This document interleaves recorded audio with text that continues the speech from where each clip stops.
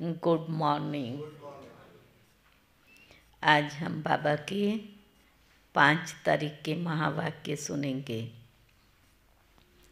जिसमें बाबा ने विशेष दुनिया वालों की बुद्धि में भक्ति का गायन है और यहाँ फिर बाप का गायन है।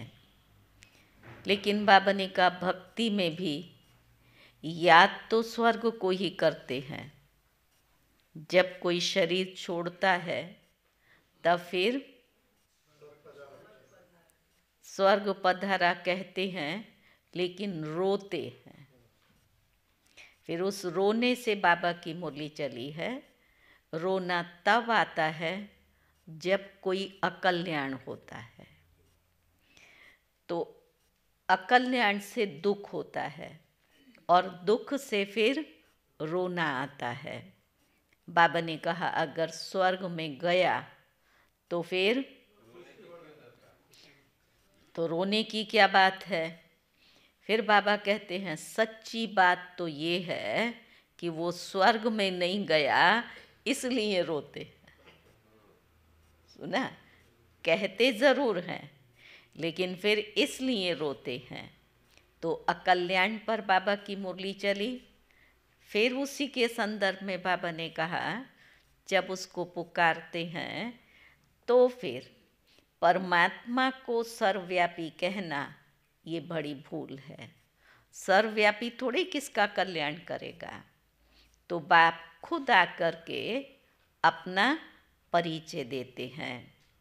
दूसरी बात बाबा ने बताई कि ये कहते हैं जनक को सेकंड में जीवन मुक्ति मिली, तो स्वर्ग में कोई एक अकेला जनक थोड़ी होगा।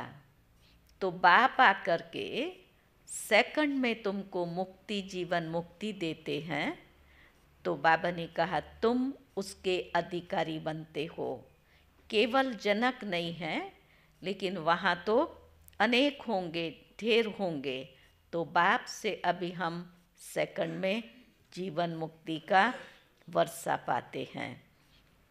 ऐसे बाबा ने अनेक अन्य भी ज्ञान की बातों को स्पष्ट किया है।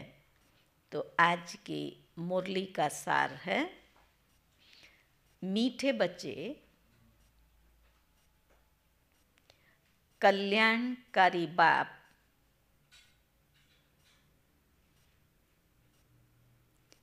अभी तुम्हारा ऐसा कल्याण कर देते हैं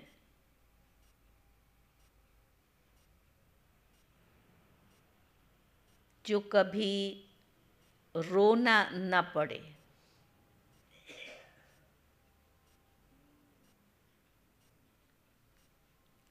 अकल्याण व देह अभिमान, रोना अकल्याण व देह अभिमान की निशानी है।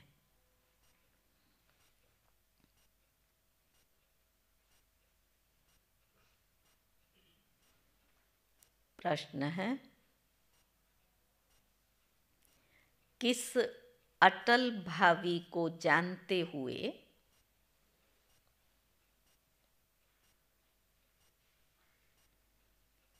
तुम्हें सदा निश्चिंत रहना है।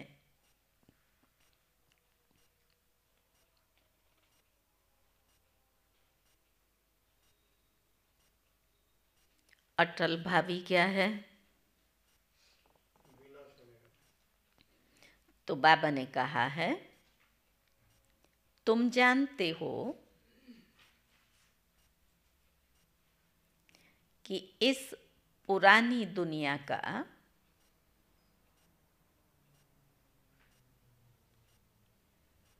विनाश अवश्य होना है।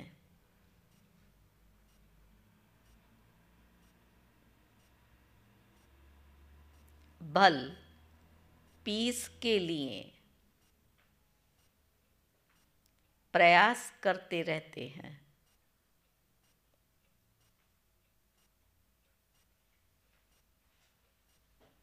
लेकिन नर चाहत कुछ और है।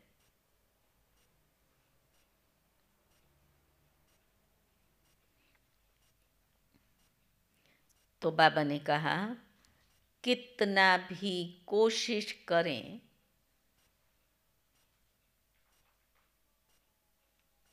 ये भावी टल नहीं सकती।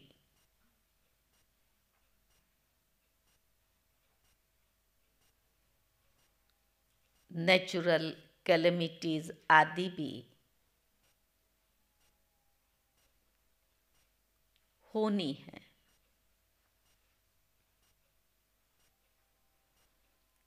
तुम्हें नशा है,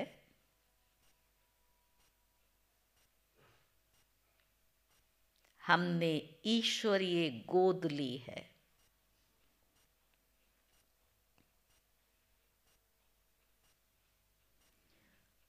जो साक्षात्कार किए हैं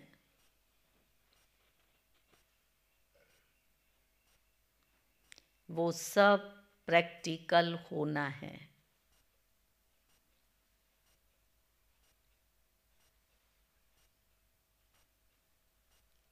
इसलिए तुम सदा निश्चिंत रहते हो।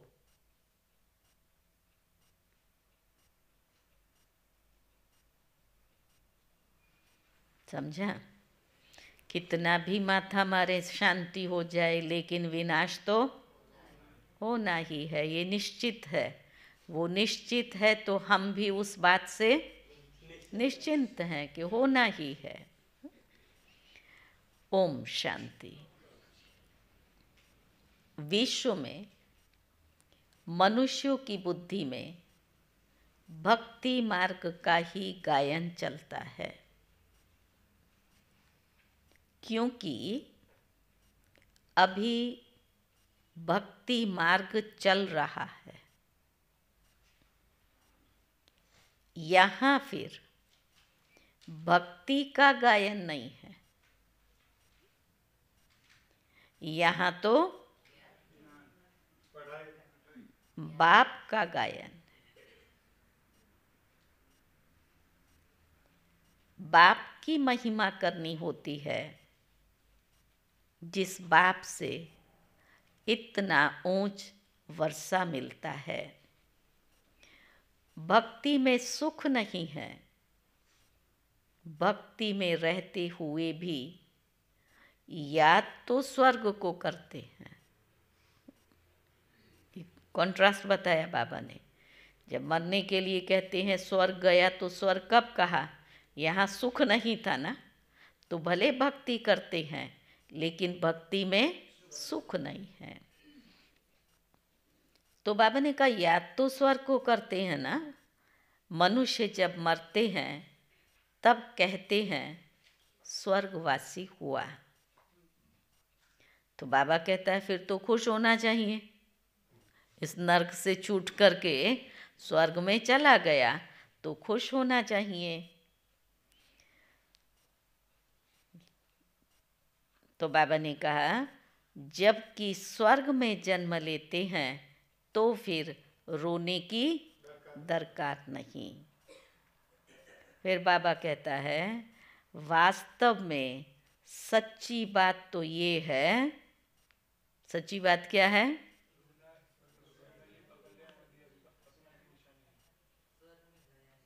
सच्ची बात तो ये है कि वो स्वर्ग में गया ही नहीं। समझा? इसलिए रोते रहते हैं। अब इन रोने वालों का कल्याण कैसे हो? क्या अभी तो थोड़ा कम हो गया, नहीं तो क्या कूट कूट करके रोते थे यहाँ तो गुजरात में। तो बाबा ने कहा रोना दुख की निशानी है। मनुष्य रोते तो है ना, बच्चे जन्मते हैं तो भी रोते हैं।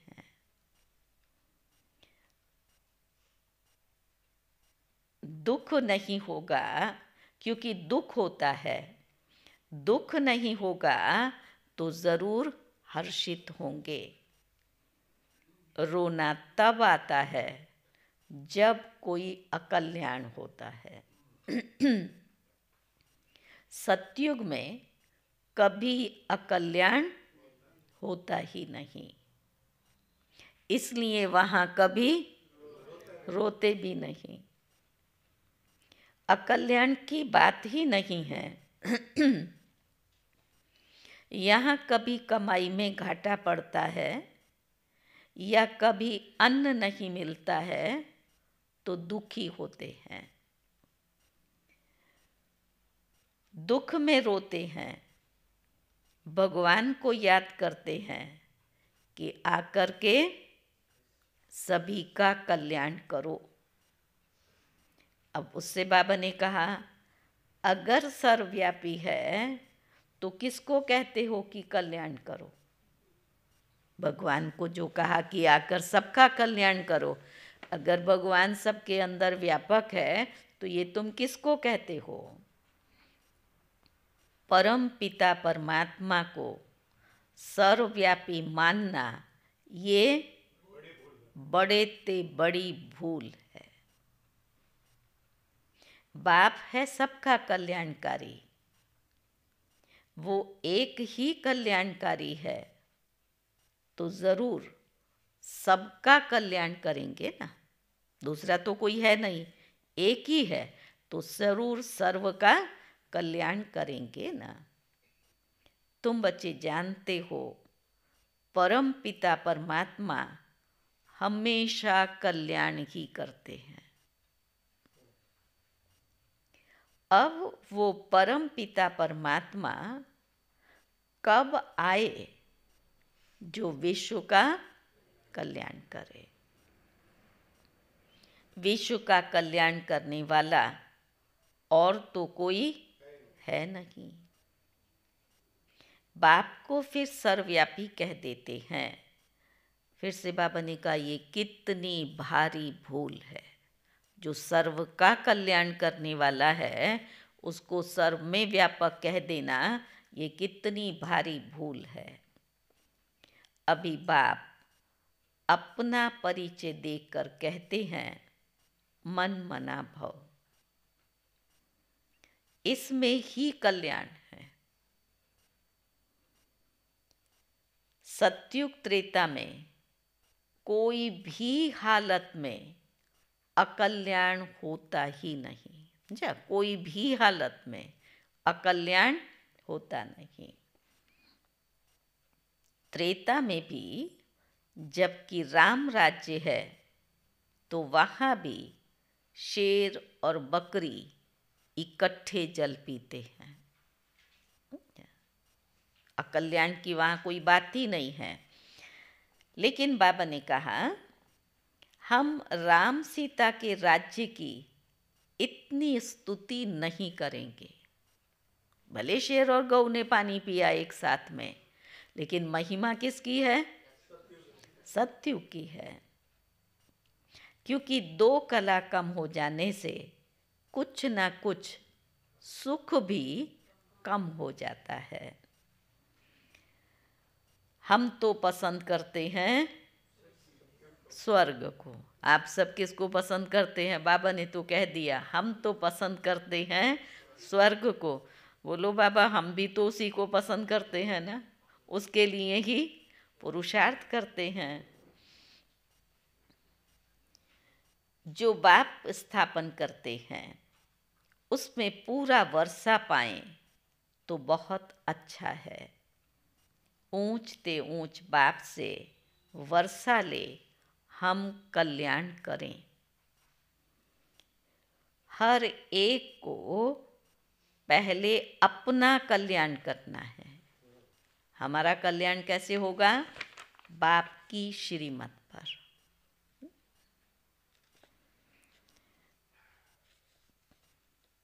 बाप ने समझाया है, एक है आसुरी संप्रदाय, दूसरा है दैवी संप्रदाय। अभी एक तरफ रावण राज्य है और दूसरी तरफ कहाँ है राम राज्य? एक तरफ रावण राज्य है, दूसरे तरफ में दैवी संप्रदाय स्थापन कर रहा हूँ। अच्छा, उधर रावण राज्य, इधर बाबा दैवी संप्रदाय की स्थापना कर रहे हैं। आसुरी संप्रदाय को मैं दैवी संप्रदाय बना रहा हूँ।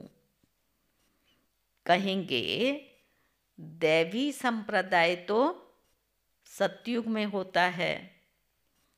बाप कहते हैं इस आसुरी संप्रदाय को दैवी संप्रदाय भविष्य के लिए बनाता हूँ। अभी है ब्राह्मण संप्रदाय, फिर बनेंगे दैवी संप्रदाय बन रहा है। ब्राह्मण बने हैं, ब्राह्मण फिर दैवी संप्रदाय बन रहा है। गुरु नानक ने भी कहा है, क्या कहा? मनुष्य से देवता किए करत न लागी वार। परंतु कौन से मनुष्य, जिसको देवता बनने में देरी नहीं लगी, वो कौन से मनुष्य?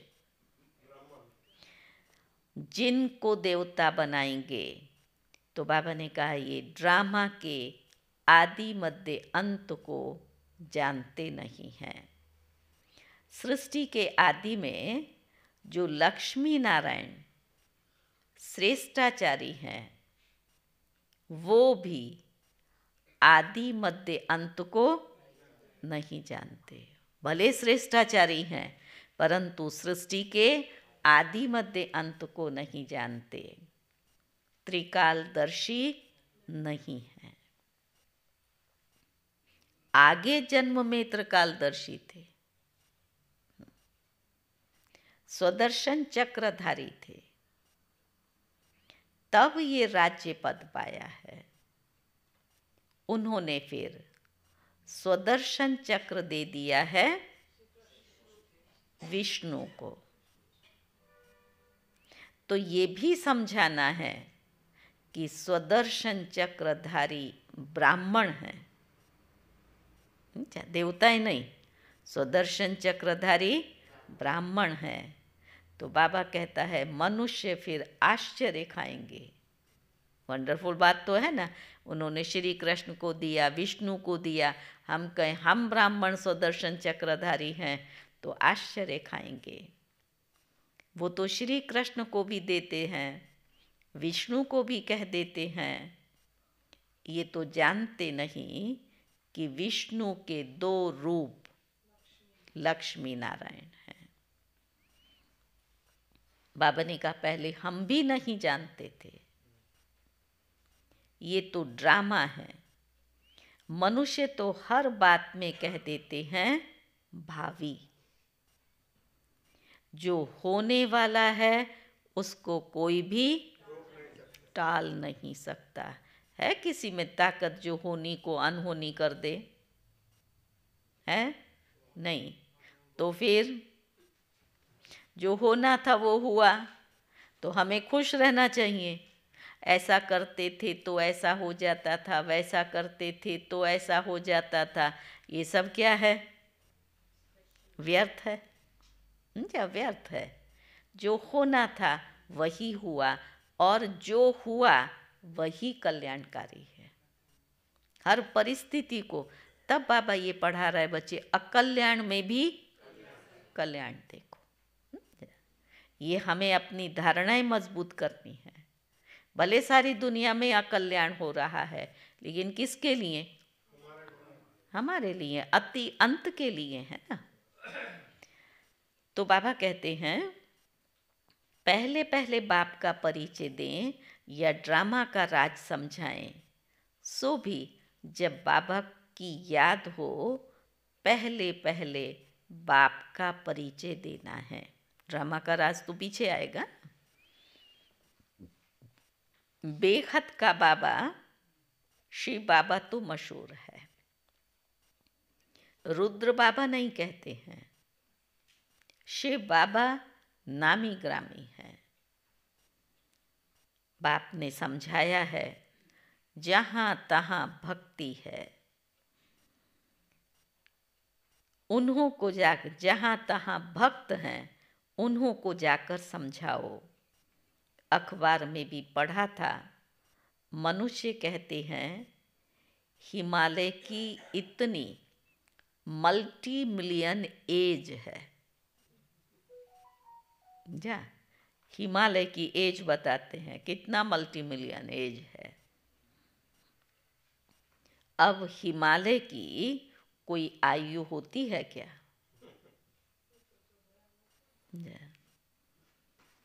ये तो सदैव है ही। हिमालय कभी गुम होता है क्या? ये भारत भी अनादि है। कब रचा गया उसकी एज नहीं निकाल सकते हो। हर 5000 वर्ष में चक्र रिपीट होता है, लेकिन कितना पुराना भारत है वो थोड़ी कह सकते। कितने चक्र रिपीट हुए वो नहीं कह सकते हैं। तो बाबा ने कहा, इस हिमालय पहाड़ की आयु गिनी नहीं जाती। ऐसे थोड़े ही कहेंगे आकाश की, समुद्र की आयु इतनी है। हिमालय की आयु कहते हैं तो समुद्र की भी बताएं ना। जा उसकी आयु हिमालय की बताई तो बाबा ने कहा समुद्र की भी बताएं ना। कुछ भी जानते नहीं हैं। यहाँ तो तुमको बाप से वर्षा पाना है। ये है ईश्वरीय फैमिली। तुम जानते हो बाप का बनने से स्वर्ग के मालिक बनते हैं। एक राजा जनक की बात नहीं है। जीवन मुक्ति में अथवा राम राज्य में तो बाबा कहता है बहुत होंगे ना, एक अकेला जनक थोड़ी होगा। सबको जीवन मुक्ति मिली होगी। तुम सेकंड में मुक्ति, जीवन मुक्ति का वर्षा पाते हो। बच्चा बने हो, मम्मा बाबा कहते हो, जीवन मुक्ति तो मिलेगी ना। जब बच्चे बन गए, मम्मा बाबा कह दिया तो जीवन मुक्ति तो मिलेगी ना। समझ सकते हैं, प्रजा तो ढेरों की ढेर बनती है। दिन प्रतिदिन प्रभाव तो निकलना ही है। ये धर्म की स्थापना करना बड़ी मेहनत है। कितना वर्षों से बाबा लगा हुआ है, इतने बाबा के बच्चे, तो बड़ी मेहनत है।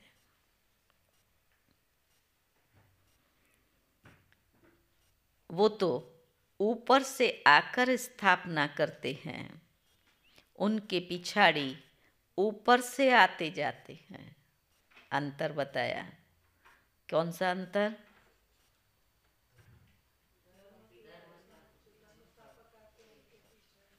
तो उनको मेहनत नहीं करनी है, उन्होंने धर्म की स्थापना की, उनके पिछाड़ी ऊपर से नीचे आते जाते हैं उनके जो फॉलोअर्स हैं।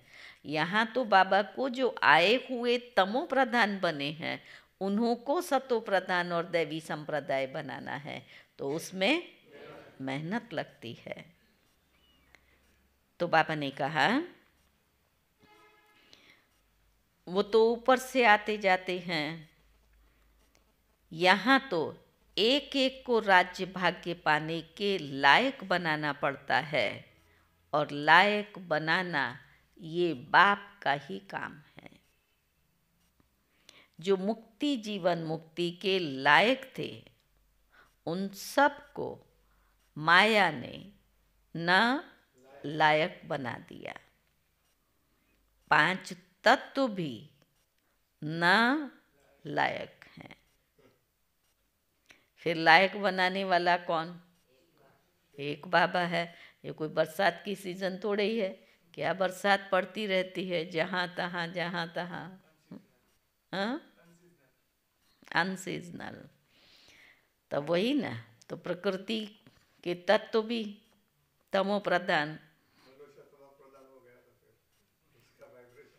तो बाबा ने कहा तो फिर लायक बनाने वाला बाप है तुम्हारा। अभी सेकंड सेकंड जो पुरुषार्थ चलता है, समझते हैं कल्प पहले भी फलाने ने ऐसा ही पुरुषार्थ किया था। स्टॉप। क्यों करता है? कल पहले किया, अभी फिर से वही पार्ट रिपीट हो रहा है। तो बाबा ने कहा कोई आश्चर्यवत भागंती हो जाते हैं, फारकती दे देते हैं, प्रैक्टिकल तुम देखते रहते हो। ये भी समझते हैं विनाश सामने खड़ा है। ड्रामा अनुसार सबको एक्ट में आना है। नर चाहत कुछ और है और एक की भई और है। वो चाहते हैं पीस हो, विश्व में शांति हो जाए, परंतु भावी को तुम बच्चे जानते हो। हमने क्या भावी जाना? इस पुरानी दुनिया का विनाश होना ही है, शांति स्थापन नहीं होगी। अभी इस दुनिया का विनाश होना ही है। तो बाबा ने कहा परंतु तुम बच्चे भावी को जानते हो, तुमने साक्षात्कार किया है। वो भल कितना भी माथा मारे विनाश न हो, परंतु ये भावी टल नहीं सकती।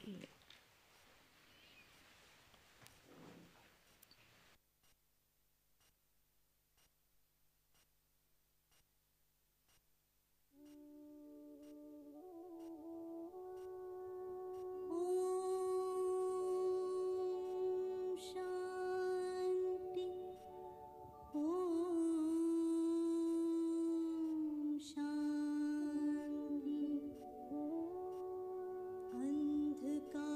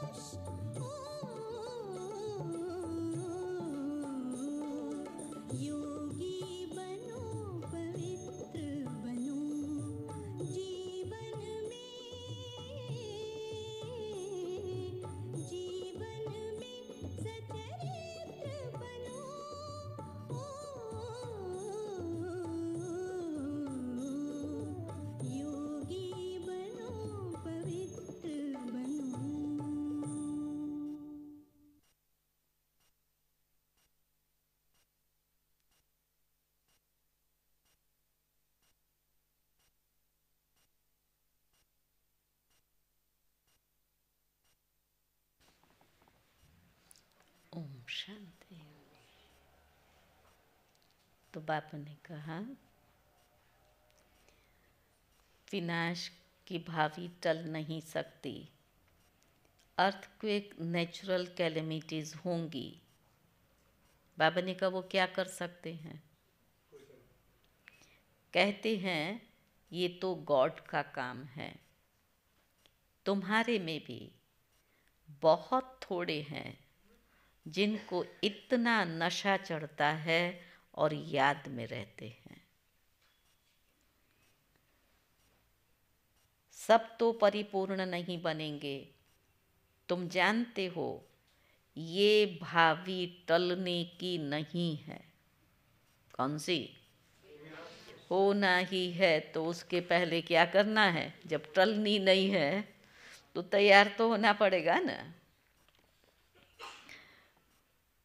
अन्न नहीं है, मनुष्यों को रहने के लिए जगह नहीं है, 3 पैर पृथ्वी के मिलते नहीं हैं। तुम्हारा ये है ईश्वरीय परिवार, माता पिता और बच्चे। बाप कहते हैं मैं बच्चों के आगे ही प्रत्यक्ष होता हूँ, बच्चों को सिखाता हूँ। बच्चे भी कहते हैं हम बाप की मत पर चलते हैं। बाप भी कहते हैं, बच्चों ने भी कहा बाप की मत पर चलते हैं, तो बाप भी कहते हैं। बाबा फिर क्या कहते हैं? मैं बच्चों के ही सन्मुख आकर के मत देता हूँ। हम कब उसकी मत पर चलते हैं? बाबा सन्मुख हम बच्चों को मत देते हैं। ये बात बच्चे ही समझेंगे, दूसरा थोड़ी समझेगा कि शिव बाबा आकर के सन्मुख में मत देता है। नहीं समझते हैं तो छोड़ो, लड़ने की कोई बात नहीं। हम परिचय देते हैं बाप का। बाप कहते हैं मुझे याद करो तो तुम्हारे विकर्म विनाश होंगे और स्वदर्शन चक्र को याद करो तो तुम चक्रवर्ती राजा बन जाएंगे। तो मन मना भव मध्याजी भव का अर्थ भी ये है। दोनों आ गए ना। बाप को याद करो तो तुम विकर्म विनाश होंगे, फिर तुम चक्रवर्ती राजा बन जाएंगे। तो मन मना भव मध्याजी भव का अर्थ यही है। बाप का परिचय दो जिससे क्रिएटर और क्रिएशन के राज को समझ सकें। मुख्य ये एक ही बात है। गीता में मुख्य ये एक ही भूल है। बाप का परिचय देना ये मुख्य एक बात है और गीता में फिर एक ही भूल है। बाबा रोज अभी गीता को याद कर रहा है। आज अमृत वेले याद किया हमें इस प्रोग्राम के लिए। किस किस को याद आया? 2, 3, 4। हमें हर रोज 10 मिनट उस भूमि को शक्तिशाली वाइब्रेशंस देने हैं। नुमा शाम को भी, अमृत वेले को भी वो धरती शक्तिशाली बने। उस भूमि पर जो भी बैठे और फिर बाबा का ज्ञान सुने तो उसे बाबा का परिचय मिल जाए। भूमि का शुद्धिकरण, 5 तत्वों की अनुमति, आत्माओं का आवाहन, ये सब करना है ना। यही तो मूल है। बाकी तो जो वाचा से और उससे करेंगे वो करना ही है। हर एक लक्ष्य रखे कि इतना शक्तिशाली हमें वाइब्रेशंस देने हैं जो आत्माएं, और अभी अंत कब आएगी, इसके बाद क्या और सेवाएं करेंगे। तो बाबा ने कहा एक ही भूल है गीता में मुख्य। बाप कहते हैं मुझ कल्याणकारी को ही आकर के कल्याण करना है, बाकी शास्त्रों से कल्याण नहीं हो सकता है। पहले तो सिद्ध करना है कि भगवान एक है। उनको तुम याद करते हो परंतु जानते नहीं हो। भगवान कहकर तो सारी दुनिया याद कर रही है ना, परंतु जानते नहीं हो। वो कहाँ रहते हैं, आते हैं व नहीं, बाप वर्षा तो ज़रूर देंगे ना, वहाँ के लिए देंगे, बाप तो सन्मुख चाहिए। शिवरात्रि भी मनाते हो, शिव तो सुप्रीम फादर है सभी आत्माओं का। वो रचयिता है, नई नॉलेज देते हैं। सृष्टि चक्र के आदि मध्य अंत को वो जानते हैं। वो है ऊंचे ते ऊंचा टीचर। पढ़ाता है ना, तो ऊंचे से ऊंचा टीचर। जो मनुष्य को देवता बनाते हैं और राजयोग सिखलाते हैं। मनुष्य कभी भी राजयोग सिखला न सके। हमको भी उसने सिखलाया, तब हम समझाते हैं उनको। बताओ, हमको भी उसने सिखलाया तब हम सिखलाते हैं। गीता में भी शुरुआत में और अंत में मन मना भव मध्याजी भव कहा है। झाड़ और ड्रामा की नॉलेज भी बुद्धि में रहती है। डिटेल में समझाना पड़ता है। रिजल्ट में कभी भी एक बात आती, फिर भी एक बात आती है कि बाप और वर्षे को याद करना है। यहाँ तो एक ही बात है, हम विश्व के मालिक बनेंगे। समझाने में ये आता है कि बाप और वर्षे को याद करो। हमें अब कौन सी बात है, हमें तो विश्व का मालिक बनना है। नर्क का मालिक थोड़े ही बनेंगे। विश्व का कल्याणकारी ही विश्व का मालिक बनाते हैं।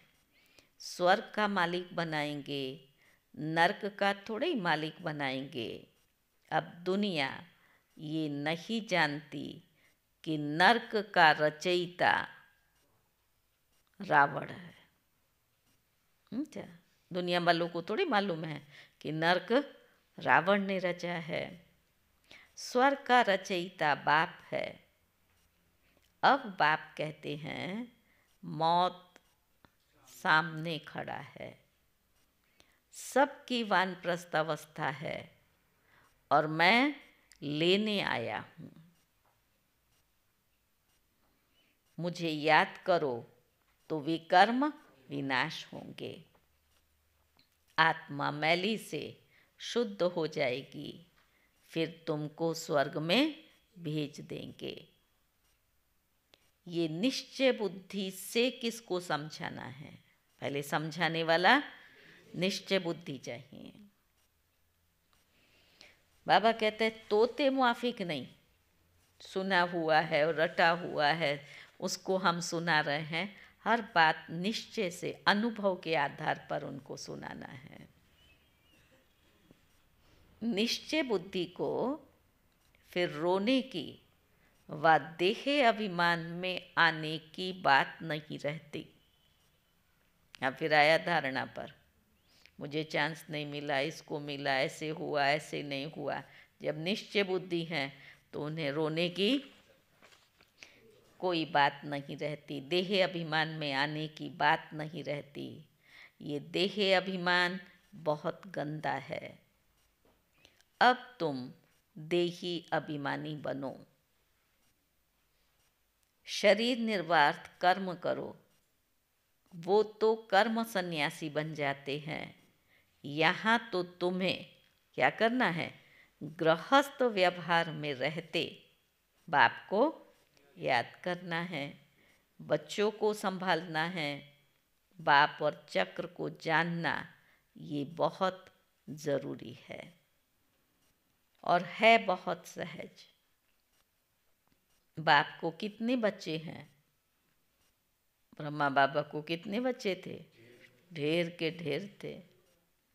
फिर उनमें कोई सपूत हैं तो कोई कपूत हैं, नाम बदनाम कर देते हैं, काला मुंह कर देते हैं। बाप कहते हैं कि काला मुंह नहीं करो। बच्चा बन फिर काला मुंह करते हो तो उसको बाबा क्या टाइटल देते हैं? बाबा ने कहा कुल कलंकित बनते हो। इस कामचिता से तुम सावरे बने हो। कामचिता पर थोड़ी कोई जल मरना है। हल्का नशा भी नहीं होना चाहिए। सन्यासी आदि अपने फॉलोअर्स को ऐसे थोड़े ही कहेंगे, वो रियलिटी में नहीं है। बाप तो सबको सच्ची बातें सुनाते हैं। क्या उनकी प्यूरिटी कोई दवाइयों से, कोई हट से अपने को कंट्रोल करते हैं, और हमारी प्यूरिटी नेचुरल है। मैं आत्मा हूँ ही पवित्र स्वरूप। तो ज्ञान की शक्ति से, योग के बल से हमने अपने उस स्वधर्म में स्थित रह कर के इस शक्ति को जमा किया है। तो हमारी तो सच्ची पवित्रता है ना। बाबा ने कहा बाप तो सबको सच्ची बातें समझाते हैं। बाप कहते हैं मुझे याद करो, तुमने गारंटी की है। हमारी गारंटी कौन सी? बाबा से। बाबा आपकी मत पर चल हम स्वर्गवासी ज़रूर बनेंगे, ये हमने बाबा से गारंटी की है। बाप कहते हैं बच्चे फिर विषय गटर में गिरने का ख्याल क्यों करते हो? जब बाबा का बनकर उसके राज्य में चलना है तो फिर विकारों की कशिश क्यों है? तुम बच्चियाँ जब ऐसी मुरली चलाओ तो कहेंगे ऐसा ज्ञान तो हमने कभी नहीं सुना। मंदिर के हेड्स को पकड़ना चाहिए। सुना? आज बाबा को क्या याद आया? मंदिर के जो हेड हैं, मुख्य ट्रस्टी, उन्हों को पकड़ना चाहिए। चित्र ले जाना चाहिए, उनके सामने चित्र रखो, उस पर समझाओ। ये त्रिमूर्ति झाड़ दिलवाला के ही चित्र हैं। ऊपर में दैवी झाड़ खड़ा है, बाकी दैवी झाड़ जो पास्ट हो गया वो दिखाते हैं। ऐसी सर्विस कोई करके दिखाए तब बाबा उसकी महिमा करेंगे। इसने तो कमाल की है। जो बाबा की चाहना है वो बच्चे पूरी करते तो ज़रूर बाबा को खुशी होगी ना। तो बाबा ने कहा फिर बाबा उसकी महिमा करे। इसने तो कमाल की है।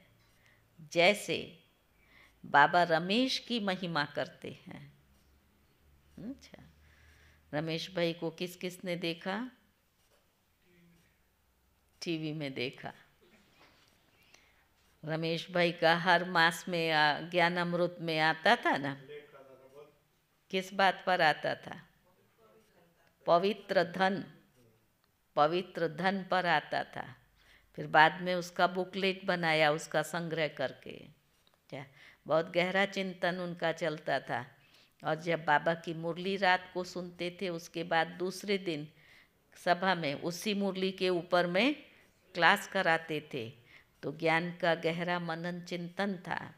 और हमेशा जो बाबा डायरेक्शन देते थे तो ये रहता था इसको हम बाबा को पूरा करके दिखाएं। तो आज बाबा ने उनको याद किया है। अब वो आत्मा कहाँ पर सेवा के निमित्त होगी ना। प्रदर्शनी विहंग मार्ग की सर्विस का नमूना अच्छा निकाला है। यहाँ भी प्रदर्शनी करेंगे। चित्र तो बहुत अच्छे हैं। अब देखो देहली में जो रिलीजियस कॉन्फ्रेंस हो रही है वो भी कहते हैं वननेस।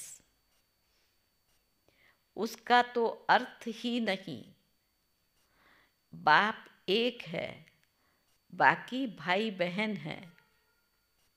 क्या वननेस कहा ना, तो बाबा ने कहा उसका अर्थ क्या है, बाप एक है लेकिन हम फिर भाई बहन भी है ना। तो नहीं था अपना one God one world family, वो बरोबर है। सारे विश्व का रचयिता बाबा है तो ये सारा विश्व अपना परिवार है। तो अकेला बाप नहीं, वननेस नहीं, वननेस के साथ में परिवार भी। तो बाबा ने कहा उसका तो अर्थ ही नहीं, बाप एक है, बाकी हैं भाई बहन। बाप से वर्षा मिलने की बात है, आपस में मिल खीर खंड कैसे होंगे। ये बातें समझने की हैं, प्रदर्शनी की वृद्धि लिए युक्ति रचनी है। जो सर्विस का सबूत नहीं दिखाते हैं, बाबा कहता है ये युक्ति रचो सेवा के लिए। फिर बाबा ने कहा जो सर्विस का सबूत नहीं दिखाते हैं तो डिस सर्विस तो की नहीं, आपने ज्ञान नहीं सुनाया तो डिस सर्विस कहाँ हुई, कुछ समझा ही नहीं है। बाबा ने कहा सर्विस का सबूत नहीं दिखाते, उनको लज्जा आनी चाहिए। हम बाबा के बने हैं और बाबा को सर्विस का सबूत नहीं देते, लज्जा आनी चाहिए। अगर 10 नए आए और 8-10 मर गए, पुराने बंद हो गए, तो बाबा कहता है उससे क्या फ़ायदा हुआ। हम खुश हों कि हमने तो 10 को कोर्स कराया, 10 नए आए। तो बाबा ने फिर वो भी याद किया, 8-10 मर गए तो क्या फ़ायदा हुआ। संख्या में वृद्धि होनी चाहिए। अच्छा, मीठे मीठे सिक्की लदे बच्चों प्रति माता पिता बाप दादा का याद प्यार और गुड मॉर्निंग। रूहानी बाप की रूहानी बच्चों को नमस्ते। हम रूहानी बच्चों की रूहानी बाप को नमस्ते नमस्ते। धारणा की पहली पॉइंट है शरीर निर्वाह अर्थ काम करते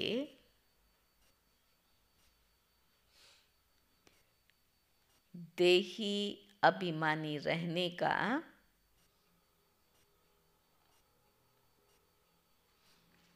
अभ्यास करना है।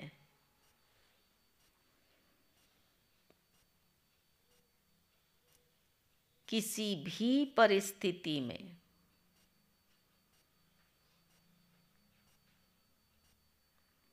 रोना व देह अभिमान में आना नहीं है।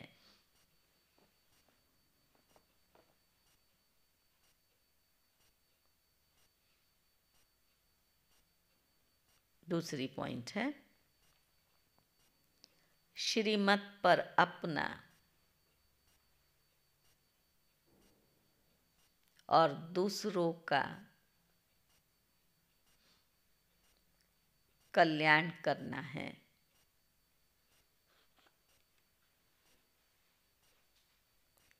सपूत बंद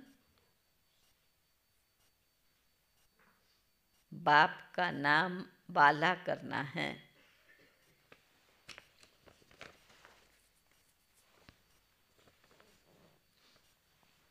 वरदान है व्यर्थ संकल्पों को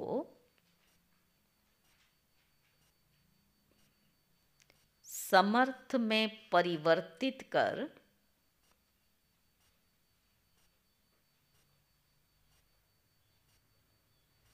सहज योगी बनने वाली समर्थ आत्मा भव।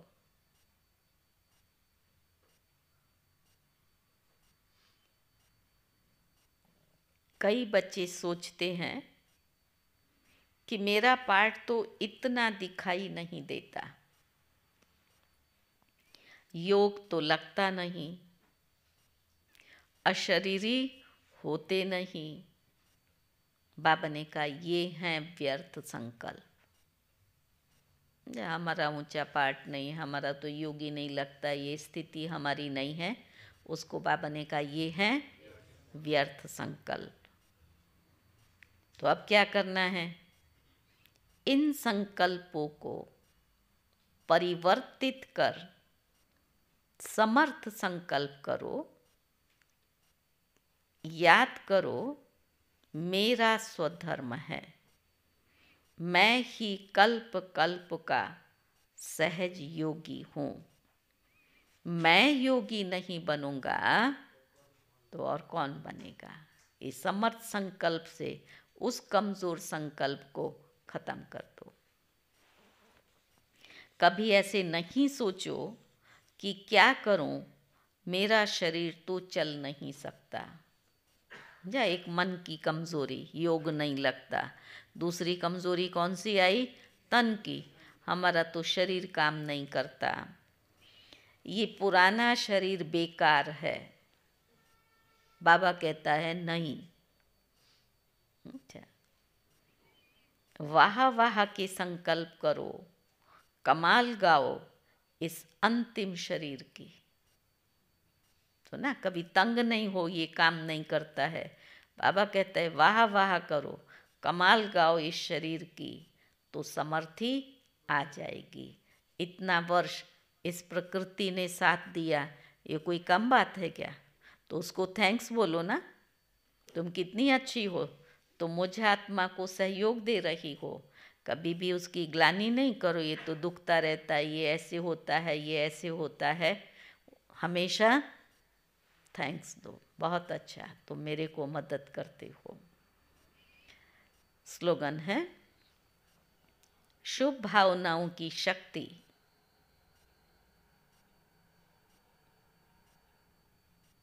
दूसरों की व्यर्थ भावनाओं को भी परिवर्तन कर सकती है।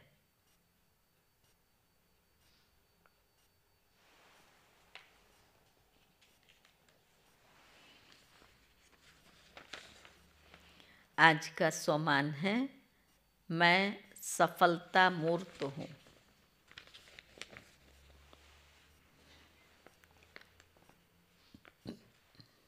बंधन मुक्त आत्मा शरीर को निमित्त आधार समझेगी। या मेरा शरीर है नहीं, लेकिन निमित्त आधार समझेगी, कभी भी अधीन नहीं होगी। ऐसे निमित्त आधार मूर्ति ही सर्व आत्माओं के उद्धार मूर्त बन सकते हैं। जितना जो अधीनता से परे है, इसको समझना, जितना जो अधीनता से परे है, उतना सर्विस में सफलता मूर्त है। कहाँ का कनेक्शन कहाँ दिया? और ये वास्तविकता है। आत्मा जितनी पराधीन है उतनी सर्विस में दूरी है। जितने अधीनता से परे हैं तो सर्विस में सफलता है। जितना जो अधीनता से परे हैं उतना सर्विस में सफलता मूर्त हैं। बंधन मुक्त बनने के लिए दो शब्द याद रखो, एक साक्षी और दूसरा साथी। इससे बहुत जल्दी बंधन मुक्त अवस्था हो जाएगी। साक्षी और साथी। हमारा साथी कौन है? सर्वशक्तिवान है, तो बंधनों से मुक्त होंगे ना। और हर दृश्य को साक्षी हो करके देखो तो भी बंधन में नहीं बंधेंगे। और फिर स्वतंत्र होकर के सेवा करेंगे तो सेवा में सफलता होगी। बाबा ने विधियाँ युक्तियाँ तो सब हमें बताई हैं। हम अपनाते अपनी अपनी रीति से है, समझा। तो फिर सफलता भी उसी रीति से मिलती है जैसे हमने अपनाया। तो अभी हमें संपूर्ण सफलता को प्राप्त करना है, तो उसकी विधि भी बाबा ने हमें सिखा दी। क्या कहा? अधीनता से परे हो कर के रहना है। चाहे इंद्रियों की अधीनता हो, चाहे संगठन की हो, चाहे प्रकृति की हो, किसी के भी अधीन नहीं रहना है, समझा। और दूसरा, आज शरीर के लिए भी बाबा ने कहा इसको निमित्त समझो, ये बहुत अच्छा है, इसको थैंक्स दो। माताएं क्या करती हैं, ये बूढ़ा टेढ़ा मेढ़ा शरीर तो भी ऐसे ऐसे करके हिलते जुलते बाबा के घर में पहुंच जाती हैं। लगन है ना, तब पहुंचते हैं ना। देखने में साधारण आत्माएं हैं, एक एक आत्मा को देखो कितना विशेष आत्मा है। लौकिक दृष्टि से देखो सब साधारण है, समझा। ये क्या नाम है इसका?